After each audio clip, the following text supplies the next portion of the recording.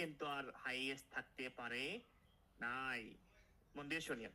আচ্ছা, একইভাবে এই যে আপনার হ্যামবার্গারকে লোয়েস্ট বললেন 1985 বা ধরেন 1986 বা 87 পর্যন্ত সে কিন্তু লোয়েস্ট ছিল, এটা বাস্তব। কিন্তু 1990 সালে সে কিন্তু আর লোয়েস্ট থাকে নাই, সে উপরে উঠে গেছে। তার মানে ওই যে লাস্টে লিখছেন ইন দ্য গিভেন ইয়ার্স, যারা লিখছেন ওভার দ্য গিভেন পিরিয়ড, আপনার টাস্কে ঝামেলা রেখেছে। পুরো সাল জুড়ে সে হাইয়েস্ট ছিল না এবং পুরো সাল জুড়ে সে লোয়েস্ট ছিল না। সেক্ষেত্রে এইটাকে হাইয়েস্ট লোয়েস্ট লিখলে যদি লাস্টে কথা বলেন তাহলে ঝামেলা হয়ে যাবে। এই সেন্টেন্সে হাইয়েস্ট লোয়েস্ট লিখলে কিভাবে লেখা যায়? আমি যদি বলি, আমি যদি পার্সোনাল লিখি কিভাবে লিখবো? আমি লিখবো it is clear that the highest amount of pizza was consumed. শুনিয়েন, it is clear that the highest amount of pizza was consumed in Britain. Full stop. In contrast, the amount of hamburger consumed in Britain was the lowest over the majority of the time. Over the majority of the time.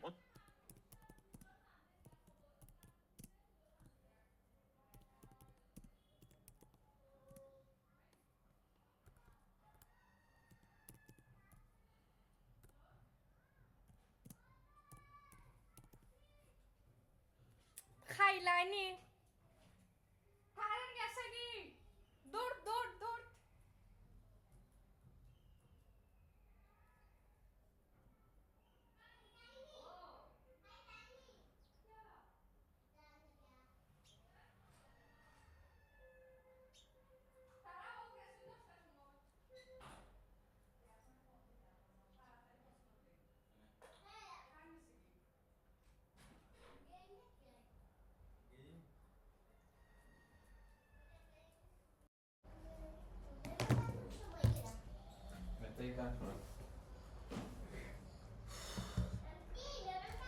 জো হন কাটে না না না আমি কইছি তুমি চালাইও না ও কেটা আমি তো হাত মারলা দেখাইলো 40,000 টাকা জই গেছে আর কি, মানে আইছে না কিন্তু খাটিয়া গেছে।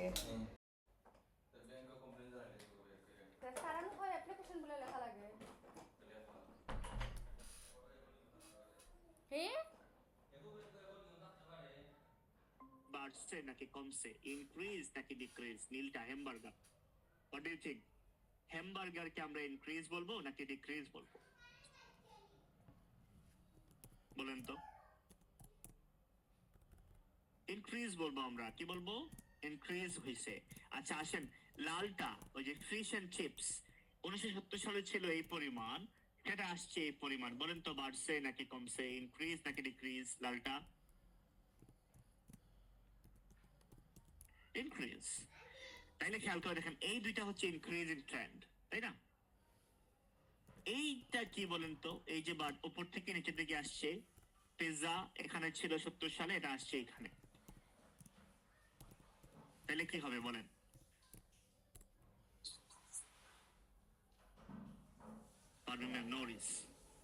ডিক্রিজ হবে। তাইলে আমরা বলতে পারি না যে এই দুইটা দেখছে ইনক্রিজিং ট্রেন্ড, অপর দিকে সবুজটা দেখছে ডিক্রিজিং ট্রেন্ড। বলা যায় না এটা? যায় কিনা বলেন? যায়। ওই দেখছিলাম, মনে আছে?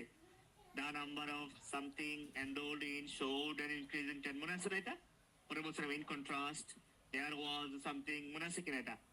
তাহলে যদি আমরা এটাকে চাই ওইভাবে লেখার জন্য, আমরা কি ট্রাই করলে পারবো না যে দা নাম্বার অফ জায়গায় বসে দা অ্যামাউন্ট অফ কি বাড়ছে যেটা, তাইলে বলবো আমরা fish and chips and pizza consumed দেখিয়েছিল, শোড একটা increasing trend and increasing trend. হ্যাঁ, পরে ফুল স্টপ।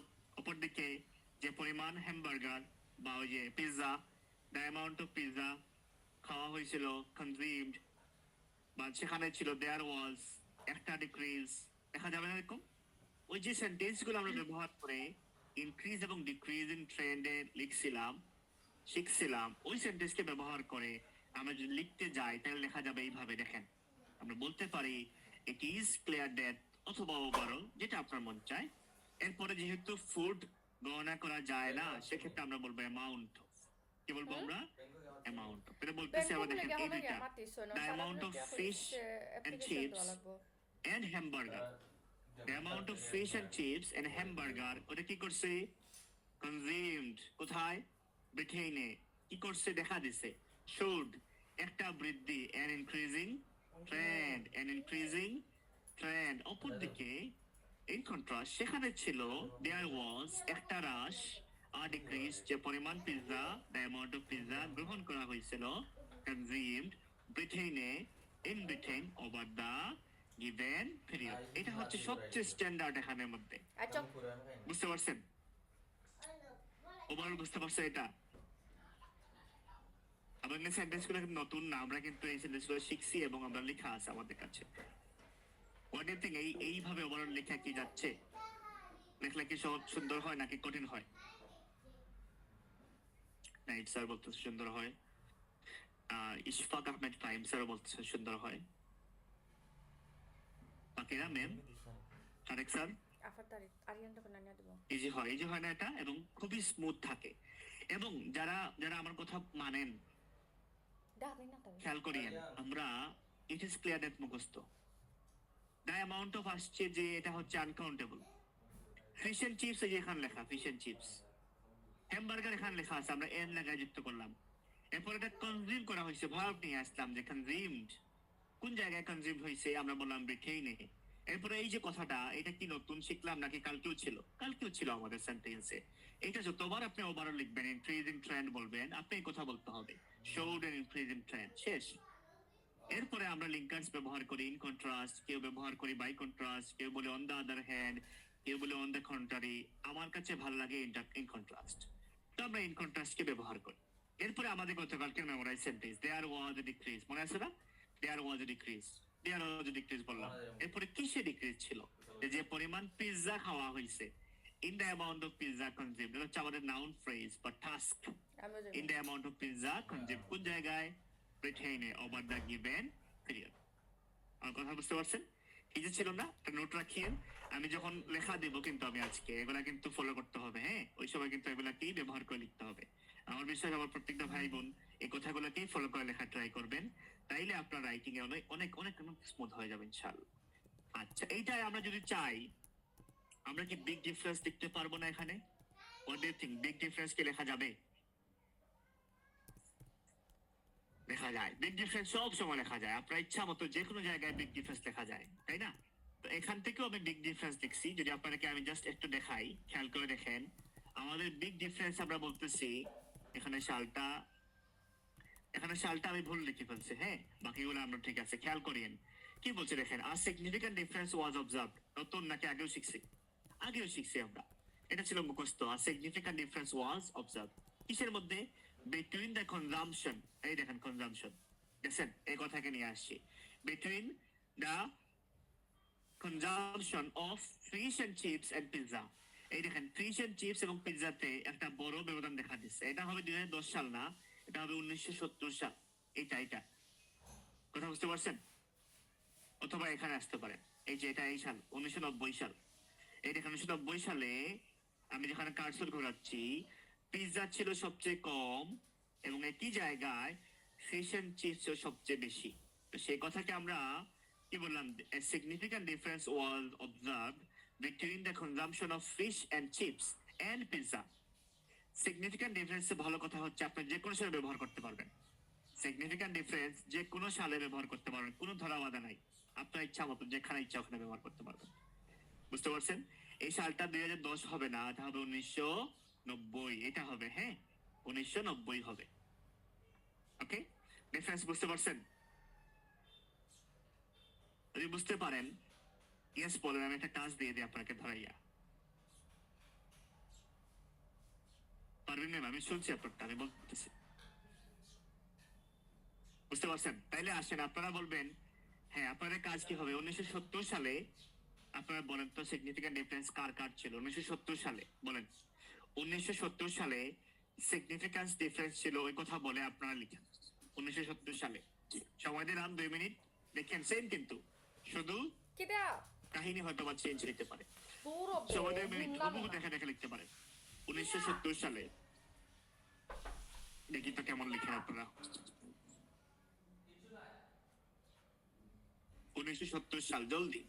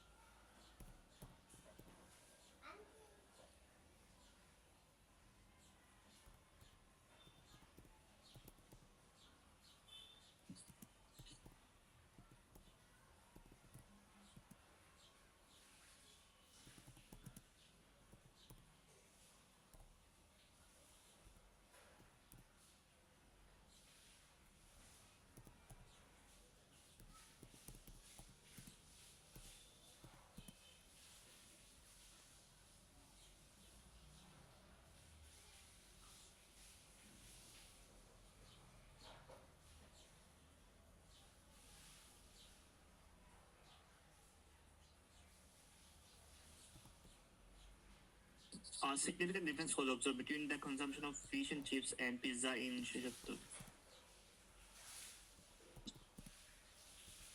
আসলে নাসির স্যার দেখে দেখে লিখছেন, প্রশ্ন দেখছেন।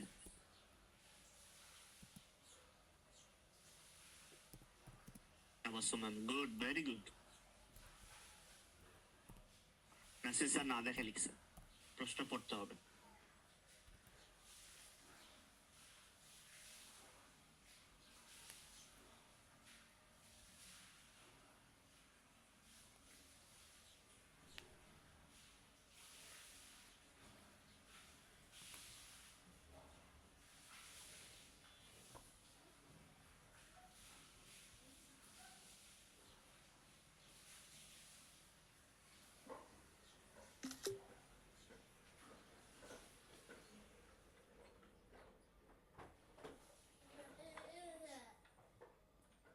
Parvin ma'am লিখছেন, a significant difference was observed between the consumption of hamburger and pizza. Very good.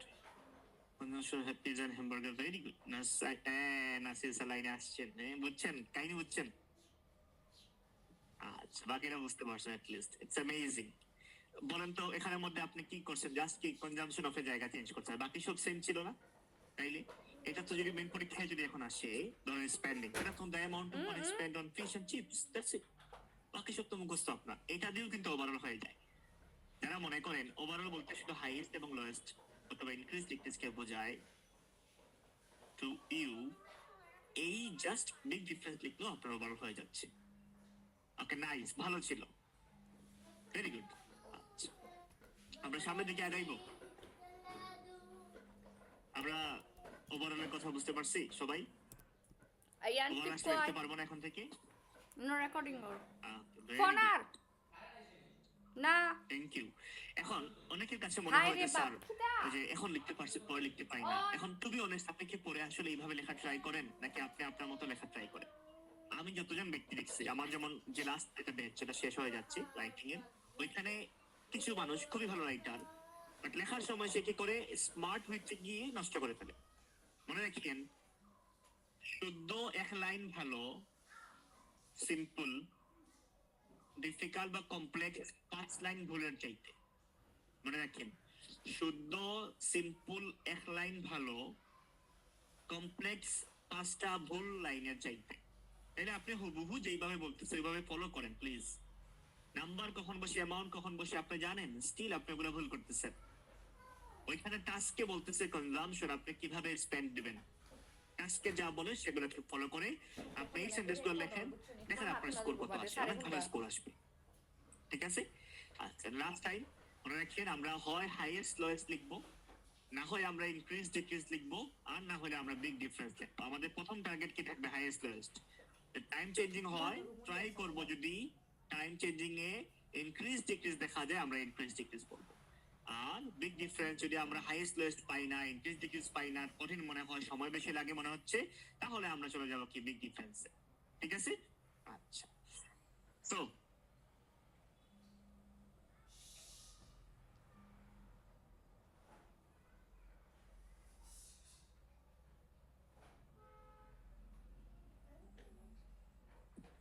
আমরা আজকে কিছু, আপনার তো ঠিক আছে, বোরিং লাগতেছে না? ঠিক আছে,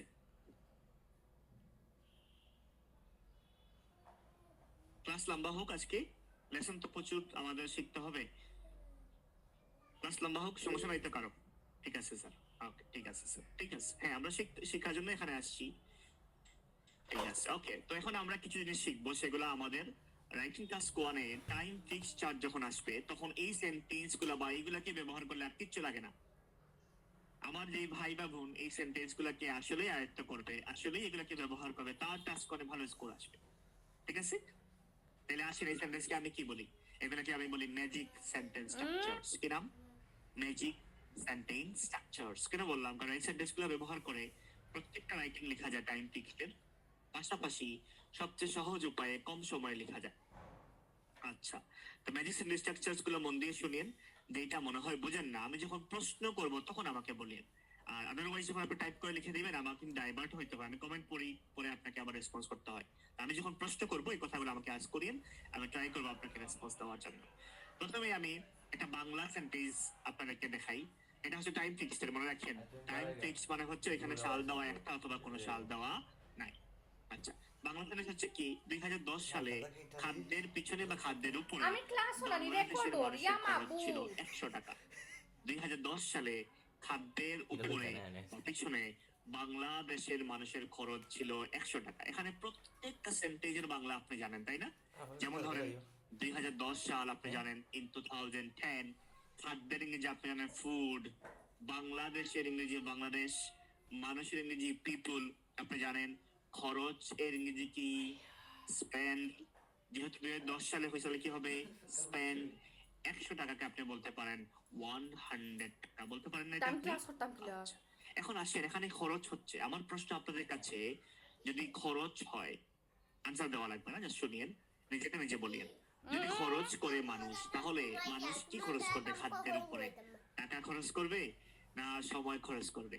অবশ্যই অবশ্যই অবশ্যই যখন মানুষ খাদ্যের উপরে খরচ করে, তখন সেটা হয়ে গিয়ে টাকা। আর টাকার ইংরেজি হচ্ছে মানি। হ্যাঁ, মানি হইলে এটা কি কাউন্টেবল হয় না আনকাউন্টেবল হয়? আস্ক ইয়োরসেলফ, মানি মানি কাউন্টেবল না আনকাউন্টেবল? কাউন্টেবল। তাহলে কাউন্টেবল হইলে নাম্বার হয় নাকি অ্যামাউন্ট হয়? মানে কাউন্টেবল। আচ্ছা, মানে হচ্ছে আনকাউন্টেবল। তাহলে আনকাউন্টেবল হইলে নাম্বার অফ নাকি অ্যামাউন্ট অফ, কোনটা বসবে? Amount of. তাহলে আমরা বলতে পারি যে পরিমাণ টাকা, যদি এই কথা আমি বলি, আপনারা আমাকে একটু হেল্প করেন। হ্যাঁ, বলেন যে পরিমাণ টাকা এর ইংরেজি কি? লিখেন, জাস্ট লিখলে হবে। এখন আমরা যা বলবো তা লিখে, হ্যাঁ বলেন যে পরিমাণ টাকা ইংরেজি কি? সবাই লিখেন, please be active and cooperative. নাকি ইন্ট্রোভার্ট টাইপের, টাইপিং কত সমস্যা নাই তো। অ্যামাউন্ট অফ, যে পরিমাণ টাকা। নাসির নাইক স্যার, যে পরিমাণ টাকা, the amount of money. Very good. যে পরিমাণ টাকা মানে the amount of money, the amount of, তার হচ্ছে দ্য অ্যামাউন্ট অফ মানি। হ্যাঁ, আচ্ছা, এখন আসবেন, আমরা যদি বলি যে পরিমাণ টাকা খরচ হয়েছিল, খরচের ইংরেজি যদি আগে থাকে তাইলে কি দেওয়া যায় বলেন তো? খরচ ভার্বে আগে ছিল স্পেন্ড, কি দিতে পারি আমরা? নাইস, ভেরি গুড, লিখেন সবাই। Amount of money spend. Spend লিখছেন? আচ্ছা, very good very good very good. তাহলে খরচের ইংরেজি হলো স্পেন্ড। এখন দেখেন, স্পেন্ড করলে ডাইরেক্ট পরে আসবে যে কিসের মধ্যে খরচ করছে, কিসের উপরে। তাহলে যদি বলে খাদ্যের উপরে, খাদ্যের উপরে ইংরেজি কি হবে?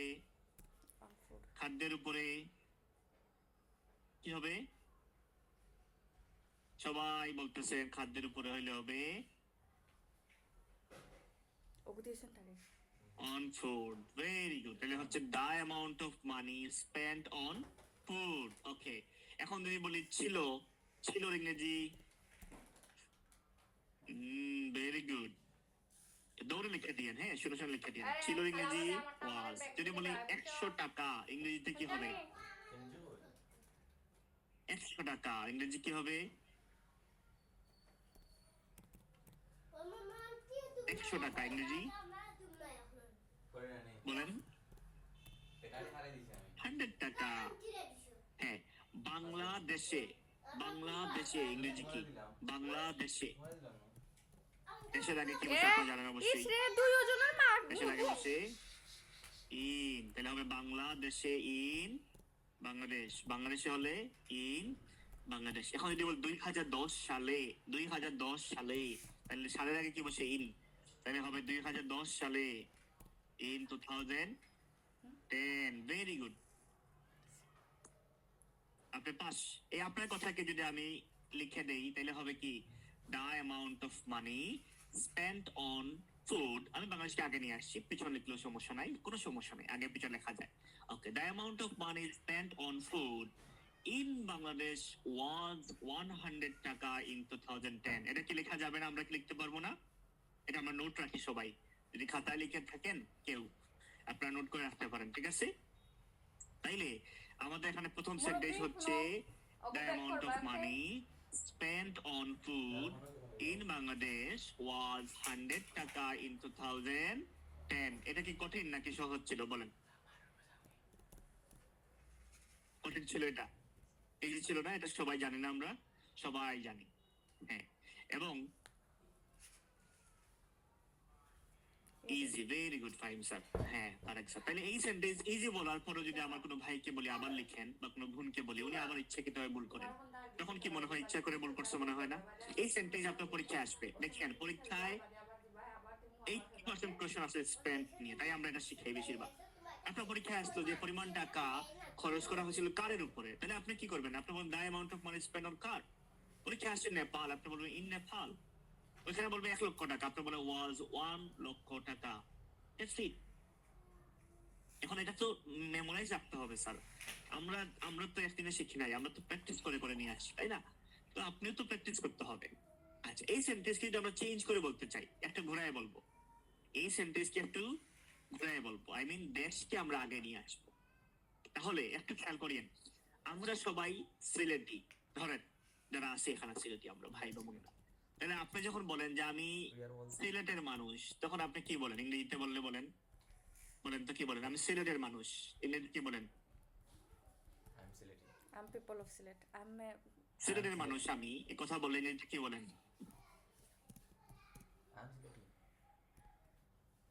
সিলেটি পিপল, কি বলেন? Silet people. Sylheti people, very good. আমরা যখন বলি যে এই দেখেন সিলেটের মানুষ, আমরা সিলেটি পিপল। আচ্ছা, তাইলে যদি বলি বাংলাদেশের মানুষ, তাহলে কি বলবেন বলেন তো?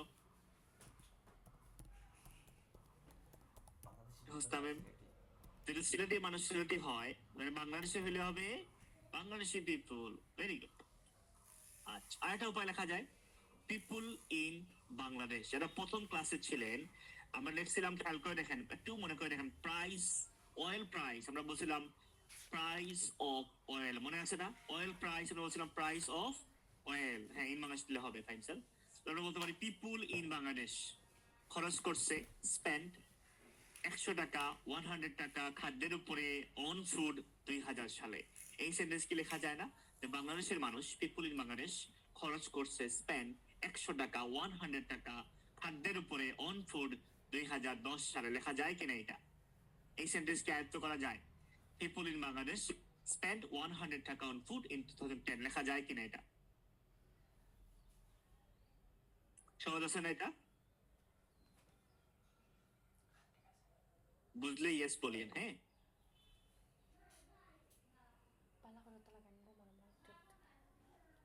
সহজ আছে তাই না? আচ্ছা, ওকে। আর একটা যদি আমি এখন করতে চাই যে আমি এখন টাকার পরিমাণকে আগে নিয়ে আসবো, টাকার পরিমাণকে আগে নিয়ে আসবো, তাহলে বলবো যে 100 টাকা, 100 টাকা। আমি বলবো কি 100 টাকা খরচ করা হয়েছিল, আমরা বলবো ওয়াজ স্পেন্ড। আমরা কি বলবো? Was spend. মনে পড়লাম খাদ্যের উপরে অন ফুড বাংলাদেশে, ইন বাংলাদেশ 2010 সালে, ইন 2010। এটা হচ্ছে 100 taka was spend on food in Bangladesh in 2010। এই sentence what do you think, কেমন লাগে আপনার কাছে? কঠিন লাগে নাকি ঠিক আছে? 100 টাকা আগে নিয়ে আসছি, 100 টাকা আগে নিয়ে আসার কারণে আমরা কি লাগাইলাম? ওয়াজ লাগাইলাম। এরপরে খরচের ইংরেজি হচ্ছে স্পেন্ড। খাদ্যের উপরে বললাম অন ফুড। বাংলাদেশে বললাম ইন বাংলাদেশ। দশরে বললাম in 2010। Very good Ishfaq five sir. দেখা যায় না এরকম? দেখা যায়। আচ্ছা, কঠিন হইলেই আমাকে ইনফর্ম করে দিন স্যার, কঠিন হচ্ছে বুঝতেছি না, আমি এটা ক্লিক করে দিয়ে দেবো ইনশাআল্লাহ। আচ্ছা, এখন যদি আমি বলি, যারা শুনিয়েন ম্যামসরা কিন্তু নিরাই হয়ে গেছেন, কথা বলিয়েন, হ্যাঁ আমি টেক্সটে বলিয়েন। এখন যদি আমি বলি যারা এখানে খরচ করে ওদেরকে আমরা বলি এক কথায় ভুক্তা। কি বলি আমরা? ভুক্তাগণ বলি। কি বলি? ভুক্তা। এই ভুক্তার ইংরেজি কি বলেন তো? ভুক্তার ইংরেজি এরা ভোগ করে কনজিউমার। Very good. কি বলি আমরা? কনজিউমার্স। Very good. ভুক্তার ইংরেজি আমরা কি বলি? কনজিউমার্স। আচ্ছা, ভেরি গুড। তা আমরা এটাকে নাউন ফ্রেজ করে ফেলতে হবে। কি করতে হবে? Noun phrase. আমরা বলতে হবে ভুক্তাগণের খরচ। ভুক্তাগণের খরচ, এটা মুখস্থ রাখিয়েন, হ্যাঁ। যখনই আপনি খরচ নিয়ে কথা বলতে চান তখন এই কথা বলতে পারেন, ভুক্তাগণের খরচ। তাহলে হবে কনজিউমার এক্সপেন্ডিচার। কি হবে? Consumer expenditure. তাহলে আমি সেন্টেন্স যদি বলি এরকম, ভুক্তাগণের খরচ কনজিউমার এক্সপেন্ডিচার ছিল ওয়াজ 100 টাকা, 100 টাকা খাদ্যের উপরে অন ফুড বাংলাদেশে ইন বাংলাদেশ 2010 সালে ইন 2000। বলা যায় না এটা? বলা যায়। আবার বলতে পারি ভুক্তাগণের খরচ কনজিউমার এক্সপেন্ডিচার খাদ্যের উপরে অন ফুড ছিল ওয়াজ 100 টাকা, 100 টাকা বাংলাদেশে ইন বাংলাদেশ 2010 সালে ইন 2010। লেখা যায় না এটা এরকম? তাহলে আমরা বলছি দেখেন, consumer expenditure on food in Bangladesh, এই অ্যামাউন্টেড টু মানে হচ্ছে ওয়াজ, হ্যাঁ, ওয়াজ 100 টাকা ইন 2010। লেখা যায় না এটা? এই সেন্টেন্সটা কেমন? অ্যামাউন্টেড টু, এটা একটা ফ্রেজ, হ্যাঁ। এটা যদি কঠিন লাগে তাহলে ওয়াজ বসায় দিয়ে। ওকে, এই সেন্টেন্স কি আয়ত্ত করা যাবে? আমরা কি নিতে পারবো এটাকে? সেন্টেন্সে লিখতে হচ্ছে না, জাস্ট এটা বলেন, এই সেন্টেন্স কি আমরা আয়ত্ত করতে পারবো? করতে পারলে পরে ম্যাজিক আছে একটা, দেখাচ্ছি আপনাদেরকে। আয়ত্ত করা যাবে না?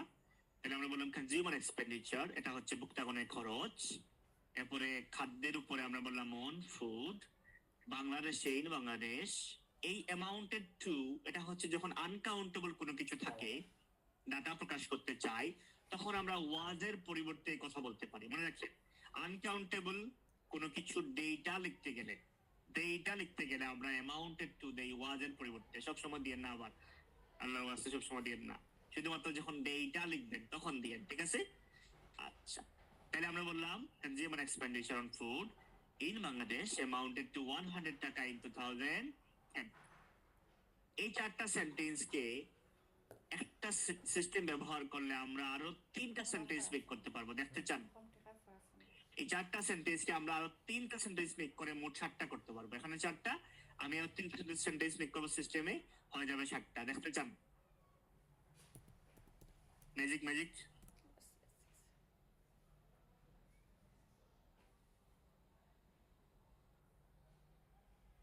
Abel! Abel! লগে আমার গাড়ি লই আইও, আত্মের গাড়ি ওগো।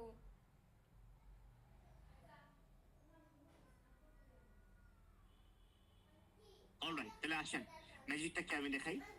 ম্যাজিক হচ্ছে এরকম, এই সেন্টেন্স গুলা হচ্ছে ধরেন সিঙ্গেল বলতেছে। কোন সালাও দেখে আমি সালাই। এইটাকে Masum sir, okay, no worries, you can utilize your code sentences. যদি ওগুলা বেশি সহজ লাগে ওগুলাকেই ব্যবহার করেন, কোনো সমস্যা নাই। ওকে, আমাকে দেখাইন, আমি ওইগুলো আপনাকে আবার বুঝাই দেবো না প্রয়োজন, ঠিক আছে? আচ্ছা, তাহলে দেখেন এইগুলাতে আমি যদি জাস্ট একটা হোয়াইল দেই,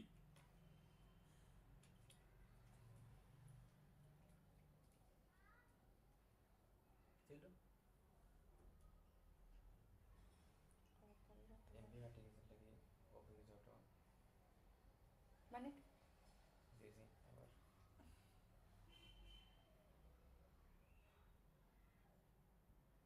করছে 50 টাকা।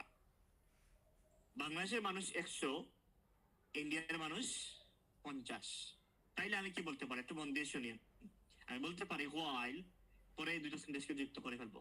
The amount of money spent on food in Bangladesh was 100 taka in 2010. পরে দেব কমা, Why? people in India spent 50 taka on food in 2010. কথা বুঝছেন? তার মানে while দিয়ে এখান থেকে যে কোনো দুইটা সেন্টেন্সকে আমরা কানেক্ট করতে পারি আর এটা হয়ে যাবে কমপ্লেক্স সেন্টেন্স। এটা বুঝছেন? 9 টাকা দিয়ে 2 ঘন্টা লেগে দিতে লাইন। এই চারটা সেন্টেন্স থেকে যে কোন দুইটাকে আমরা while দিয়ে কানেক্ট করে ফেললেই হয়ে যায় কমপ্লেক্স সেন্টেন্স। ওকে? আচ্ছা আচ্ছা, তাহলে এখন ধরেন আবার আমি বলতে যাচ্ছি এইটাকে এবং এইটাকে বলতে যাচ্ছি, তাহলে আমি বলতে পারি while 100 taka was spent on food in Bangladesh in 2010, consumer expenditure on food in India amounted to 50 taka in 2010. Complex sentence structures. অথচ আমরা শিখছি কিন্তু সিম্পল।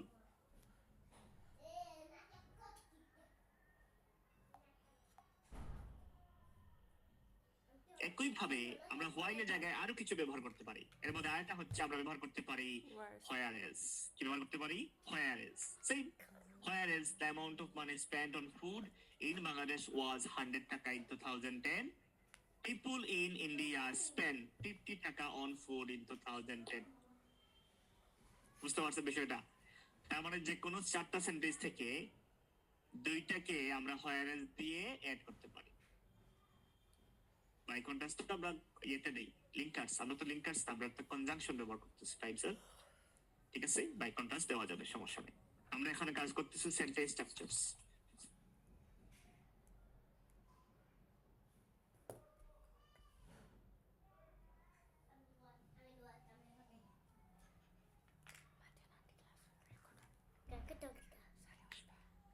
দেখা যায় আমাকে? হ্যাঁ দেখা যায়, আই বিলিভ। যা কারেক্ট এটা সাতার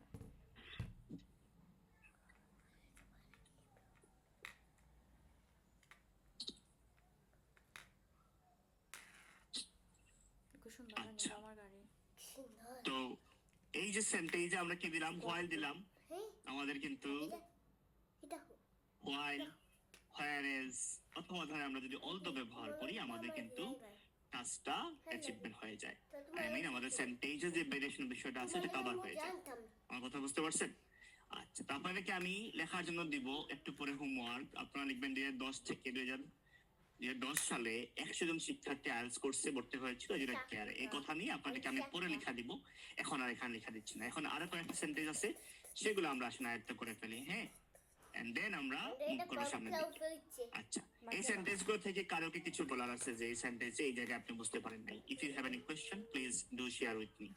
এগুলো খুবই সহজ এবং সিম্পল সেন্টেন্স, আমার বিশ্বাস যে কেউ এই সেন্টেন্সগুলো আয়ত্ত করতে পারবে। ঠিক আছে না ম্যাম? আচ্ছা ঠিক আছে, চার্জ বাকিরা ঠিক আছে না?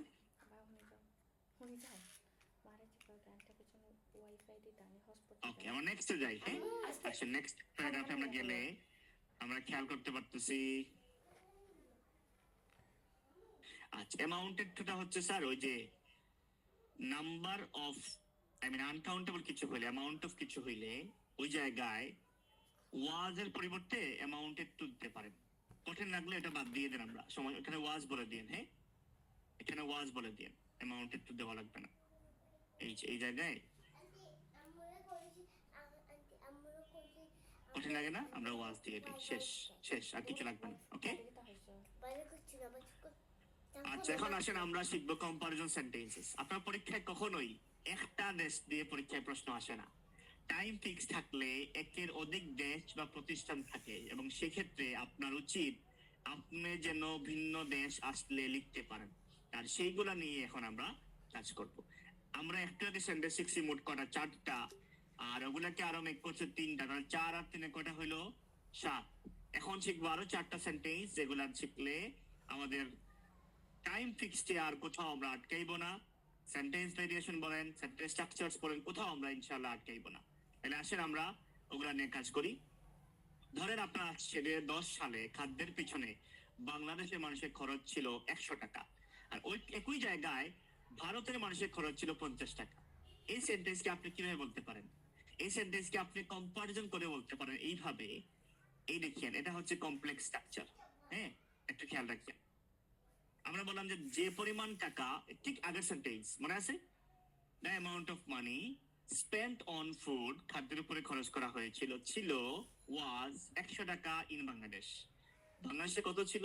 100 টাকা। এবং এটি ছিল, ইট ওয়াজ, এবং এটি ছিল মানে এন্ড ইট ওয়াজ অনলি 50 টাকা ইন ইন্ডিয়া ইন 2010। এই সেন্টেন্সকে নোট করেন, ভালো হবে, আমরা এগুলা কি ব্যবহার করব। তাহলে আমরা বললাম যে পরিমাণ টাকা, the amount of money spent on food, খাদ্যের উপরে খরচ করা হয়েছিল, ছিল ওয়াজ 100 টাকা বাংলাদেশে, এবং and it was only 50 টাকা in India in 2010। এই সেন্টেন্স কি, what do you think? কঠিন না ঠিক আছে? আমি কইছি তোমার হটস্পট নেওয়া যাবে না লাগবে। এই সেন্টেন্সটা? আমার 1 জিবি আনিয়ে দিছেন 2 ঘন্টা লাগে। সার্চন ম্যামস ওগুলা কি নোট করেন? হ্যাঁ, আচ্ছা। তোমার লাগলে নিও। সেম কথাকে আমি যদি আবার বলতে চাই আরেকটা উপায়, এটা হচ্ছে আলস সাইমন ব্যবহার করে। হ্যাঁ, এই সেন্টেন্সটা একটু আমরা একটু খেয়াল করে আসি। সেম সেন্টেন্স, কোনো ব্যবধান নাই। দেখেন, the amount of money, the amount of money spend on food, spend on food, ছিল 100 টাকা, ওয়াজ 100 টাকা বাংলাদেশে ইন বাংলাদেশ। শুধু এখানে কি বলবো আমরা? কম্পেয়ার টু বলে, আগে বলছিলাম এন্ড ইট ওয়াজ, এখন কি বলছি? Compare to. কি বলছি আমরা এখানে? compared to only 50 টাকা in India in 2010। দুইটা দেশ থাকলে যেই দেশে বেশি খরচ করছে সেই দেশের কথা আগে বলবো, বলার পরে কম্পেয়ার টু লিখে আমরা সেকেন্ড দেশের কথা বলে ফেলবো। আর এটা হবে এইভাবে, মেমোরাইজ রাখেন, কম্পেয়ার টু অনলি 50 টাকা ইন ইন্ডিয়া ইন 2010। আপনার পরীক্ষায় আসছে নেপাল, আপনি বলেন compare to only $5 million in Nepal in 2002। ওকে, এইভাবে আপনি চেঞ্জ করবেন। 2 নম্বর সেন্টেন্স কি নেওয়া যাচ্ছে না? ঠিক আছে, মানে ডিফিকাল্ট লাগলে বলিন আমাকে। 2 নম্বর সেন্টেন্স ঠিক আছে স্যারস এন্ড ম্যামস? আরেক স্যার ঠিক আছে, 2 নম্বর সেন্টেন্স নেওয়া যাবে না এটা? ওকে, ভেরি গুড। 3 নম্বর আসেন, আমরা কম্পারিজন ফর্মে যাই। আপনাদের মনে আছে আমরা শিখছিলাম, আমরা যদি পজিটিভ থাকে তাইলে বলি কি? হাই। কম্পারেটিভে কি বলি আমরা? হায়ার। আর সুপারলেটিভে বলি হাইয়েস্ট। যখন দুইয়ের মধ্যে তুলনা করব তখন বলবো আমরা হায়ার। এই চিত্রে আমরা তুলনা করব দুইয়ের মধ্যে, আই মিন বাংলাদেশ এবং ইন্ডিয়ার মধ্যে। তাইলে আমরা কি বলবো? হাই না হাইয়েস্ট না হায়ার? বলুন তো কি বলবো আমরা? হায়ার। কারণ হচ্ছে এখানে কি? কম্পারেটিভ।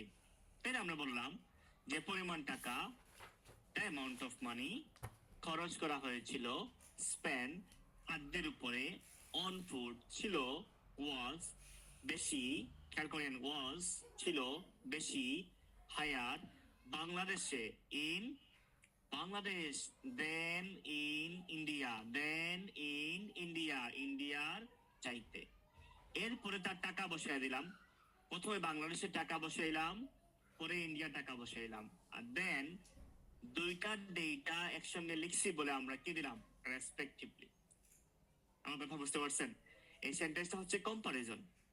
বাংলাদেশ যদি 100 টাকা খরচ করে, ইন্ডিয়া যদি 50 টাকা খরচ করে, তাহলে অবশ্যই বাংলাদেশ বেশি খরচ করছে। আর সেই কথাকে সেন্টেন্সে আমরা বলতে পারি, the amount of money spent on food was higher in Bangladesh then in India at 100 taka and 50 টাকা respectively. At 100 টাকা and 50 টাকা respectively. Respectively লিখছি কারণ হচ্ছে দুইটা ডেটা একসঙ্গে লিখছে। ওকে, 3 নম্বরটা কি নেওয়া যায়? স্যার ম্যাম, 3 নম্বর কি বোঝানো হয়েছে? বুঝতে পারছেন? যথাক্রমে, বাংলা হচ্ছে যথাক্রমে, এর মানে হচ্ছে এই আগেরটা আগের জন্য, পরেরটা পরের জন্য। স্যার বুঝছেন? রেসপেক্টিবল দিয়ে বুঝে যথাক্রমে বোঝায়, মানে হচ্ছে আগেরটা আগের দেশ, পরেরটা পরের দেশ, এই কথা আর কি। ওকে, আচ্ছা, নেক্সট ওয়ান। আমরা আর একটা ফ্রেজ ব্যবহার করতে পারি যে কোনো কিছুর ক্ষেত্রে, এটা মুখস্থ রেখে দিতে পারেন। আমরা ক্ষেত্রে বোঝালে বলি ইন টার্মস অফ। কি বলি আমরা? In terms of. তাহলে আমরা বলতে পারি ফুড এর ক্ষেত্রে, খাদ্য এর ক্ষেত্রে বললে আমরা কি বলি? In terms of food. এরপরে ওই যে আমাদের স্ট্রাকচার, ভোক্তাগণের খরচ কি ছিল? কনজিউমার এক্সপেন্ডিচার ছিল, ওয়াজ বেশি, হায়ার বাংলাদেশে ইন বাংলাদেশ ইন্ডিয়ার চেয়ে দেন ইন ইন্ডিয়া 2010 সালে ইন 2010। এই সেন্টেন্সের ডিফারেন্সটা ছিল কি জানেন? এটা হচ্ছে আমরা আগে ছিল কি কমা দিয়ে এক্সট্রা তার ডেটাকে প্রকাশ করছি, আর এই জায়গায় আমরা কি করছি দেশের পাশে দেশের হিসাব দিয়ে দিচ্ছি। খেয়াল করে দেখেন, এই দেখেন এটা হচ্ছে ফার্স্ট ব্র্যাকেট দিয়ে দিচ্ছি। এটা হচ্ছে আমরা এক্সামিনারকে বুঝাইলাম যে ভাই আমরা পাংচুয়েশনের ব্যবহার ভালোই জানি। আপনি কি মনে করছেন আমাদেরকে? আমরা ভালোই পাংচুয়েশনের ব্যবহার জানি। কথা বুঝতে পারছেন? আচ্ছা, যদি আমরা কখনো এইভাবে লিখি তাহলে আর কমা দিয়ে এক্সট্রা করে ইনফরমেশন লেখা লাগবে না, এবং রেসপেক্টিভলি শব্দটাকে আর লিখতে হচ্ছে না। আমি এটা আবার বলি, খাদ্যের ক্ষেত্রে আমরা বললাম ইন টার্মস অফ ফুড, ভুক্তাগণের খরচ কনজিউমার্স এক্সপেন্ডিচার ছিল ওয়াজ বেশি হায়ার বাংলাদেশে ইন বাংলাদেশ ইন্ডিয়ার চেয়ে দেন ইন ইন্ডিয়া 2010 সালে ইন 2010। ডেটা আমি আলাদা করে লিখবো না বলে আমি দেশের পাশে ব্র্যাকেট দিয়ে ডেটা লিখে ফেলছি।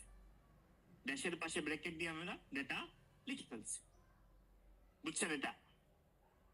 সার্চ এন্ড ম্যাপস বুঝতে পারছেন? তারেক স্যার, ফাহিম স্যার,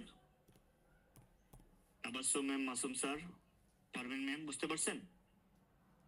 এটা মজার ছিল। এটা হচ্ছে রাইটার বলবে যে যা বেচারা অ্যাটলিস্ট পাংচুয়েশন বুঝে, ব্র্যাকেট বুঝাই বাবার। ওকে, নো রিস, নো রিস। ওকে তারেক স্যার, এটা হচ্ছে সেম আগের সেন্টেন্স, তবে এখন কি করছি আমরা আমরা এখন একটা ফ্রেজ ব্যবহার করছি, এটাকে বলা হয় নাউন ফ্রেজ, অথবা ধরেন নরমালি ফ্রেজ বললাম। এই ফ্রেজ আমরা বলছি যে খাদ্য এর ক্ষেত্রে আগে নিয়ে আসছি খাবারের কথা। এখন যদি পরীক্ষা আসি কার্ডস, আপনি বলবেন কার্ডস এর ক্ষেত্রে ইন টার্মস অফ কার্ডস। পরীক্ষা যদি আসে পেট্রোল, আপনি বলবেন ইন টার্মস অফ পেট্রোল। আচ্ছা, তাহলে বললাম ইন টার্মস অফ ফুড, ভুক্তাগণের খরচ কনজিউমার্স এক্সপেন্ডিচার ছিল ওয়াজ বেশি হায়ার বাংলাদেশে ইন বাংলাদেশ ইন্ডিয়ার চেয়ে দেন ইন ইন্ডিয়া ইন 2010। এখন এই যে ব্র্যাকেট দিয়ে আমরা লিখছেন দেশের পাশে, এটা হচ্ছে আমরা এক্সট্রা করে আর ইনফরমেশন লিখতে চাই না, যে কারণে আমরা দেশের পাশে ব্র্যাকেট দিয়ে দেশের হিসাব দিয়ে দিচ্ছি। এইটা খুব বেশি পাওয়া যায় যদি আপনার রিচেল মিচেল রাইটিং পড়েন অথবা আইএলটিএস সাইমনের রাইটিং পড়েন।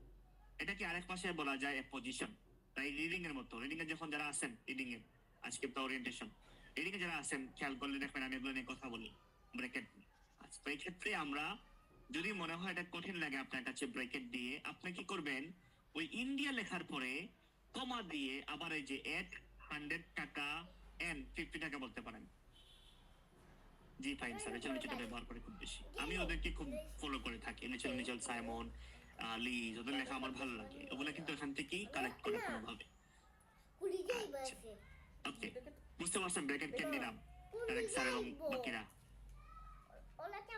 Tarique sir plus Masum sir, বুঝতে পারছেন? যদি আপনার কাছে এটা কঠিন লাগে, ধরলাম আপনার কাছে এটা কঠিন মনে হয়েছে, ওকে আপনাকে কেটে ফেলেন। দুইটাকে আপনি এইভাবে কেটে ফেলবেন। কেটে ফেলে এই যে এই কথা আছে না, এই যে এই কথা, এই কথাকে নিয়ে আসবেন। নিয়ে এসে এখানে এই যে বসায় দিবেন। শেষ, আপনার হয়ে গেছে। বুঝতে পারছেন? আই বিলিভ বুঝতে পারছেন। এটা হচ্ছে যাতে নিজেদেরকে সেভ করা যায় এবং এক্সামিনারকে দেখানো যে ভাই আমরা কিন্তু পাংচুয়েশনের ব্যবহার জানি, এটাই আর কিছু না। ওকে, সেন্টেন্সগুলো বোঝা গেল?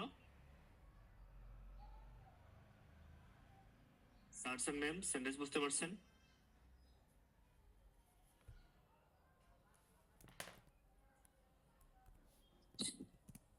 ওকে, থ্যাংক ইউ সো মাচ। আচ্ছা, আপনাদের সবার কাছে একটা প্রশ্ন, আমি কি করতে পারবো? আপনাদের সবার কাছে আমার একটা প্রশ্ন হচ্ছে যে, হ্যাঁ আমার সবার কাছে প্রশ্ন হচ্ছে আজকের ক্লাসের 3টা জিনিস আপনার ভালো লাগছে, এরকম কিছু যদি শেয়ার করতেন টেক্সট লিখে 1 2 3 একসাথে লিখে। ওকে ম্যাম, নোট করবেন, সমস্যা না। এই আজকের ক্লাসের 3টা বিষয় আপনার ভালো লাগছে 1 2 3 এভাবে লিখে লিখে একসাথে দিতে পারবেন প্লিজ? আপনার কি ভালো লাগছে বা খারাপ লাগা থাকলেও বলতে পারেন। যদি যদি আমার লেসনে কোনো কিছু আপনার কাছে খারাপ লাগে, আপনার কাছে মনে হয় নাই, আপনার ভালো লাগে নাই, you can share with me, no রিস, ওপেন ফিডব্যাক, নো রিস। তিনটা জিনিস আপনার ভালো লাগছে, 1 লিখে একটা বললেন, 2 লিখে একটা, 3 লিখে একটা। হ্যাঁ, পারেন ম্যাম, দেবো না আপনাকে নোটের জন্য, সমস্যা না।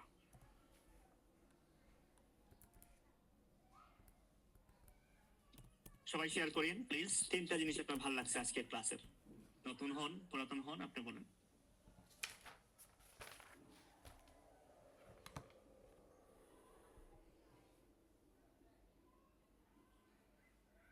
প্রশ্ন বুঝছেন আমার? পারবেন ম্যাম, আপনার কথা আমি বুঝতে পারছি, দেব, বুঝতে পারছি, পারবেন ম্যাম, নো রিস। এই তিনটা বিষয় আপনার ভালো লাগছে ক্লাসের, শেয়ার করেন, বা খারাপ লাগা থাকলেও বলতে পারেন। টাইম স্যার,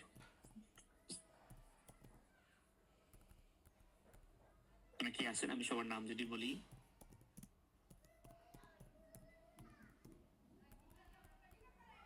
তারেক স্যার আছেন, বলিয়েন তিনটা বিষয় ভালো লাগছে বা খারাপ লাগছেও বলতে পারেন। ইশফাক আহমেদ ফাহিম স্যার, আজকের ক্লাসে তিনটা বিষয় ভালো লাগছে, শেয়ার করতে পারেন। Tabassum ma'am, Masum sir, Husna ma'am, Nasir Uddin Naif sir, Parvin ma'am, বা বাকি যারা আছেন, তিনটা বিষয় ভালো লাগছে, শেয়ার করতে পারেন। Okay, Husna ma'am, sorry Parvin ma'am, এই যে লেখেন, আপনি নোট করে ফেলেন। কম্পারিজন সেন্টেন্স,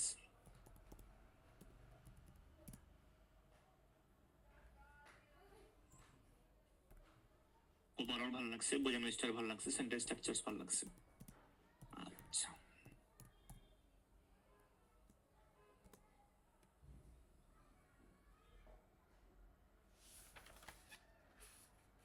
বাকিরা কিছু ভালো লাগে নাই আজকে ক্লাসের? ম্যাজিক সেন্টেন্স, কমপ্লেক্স সেন্টেন্স, সবাই তো ভালো লাগে স্যার, সবই তো ভালো লাগে, আলহামদুলিল্লাহ। অনেস্টলি বলেন, ওভারঅল বুঝানি স্যার সেরা হইছে। Time pick sentence structure, complex conjunction, compound খুব ভালো করে বুঝছি, মাশাআল্লাহ স্যার, সেরা সেরা সেরা। আগে ওই এরকম ওভারঅল কেউ গেছে বুঝছি না, ইন্টো ও সেরা স্যার, ইন্টো তো ছিলেন আপনি, মাশাআল্লাহ।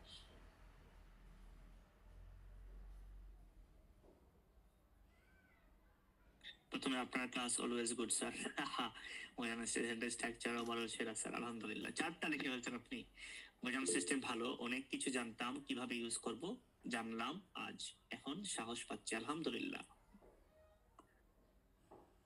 ইশফাক আহমেদ ফাহিম স্যার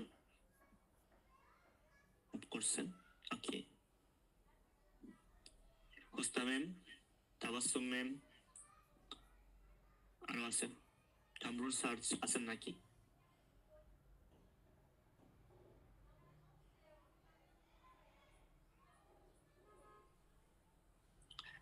আলহামদুলিল্লাহ।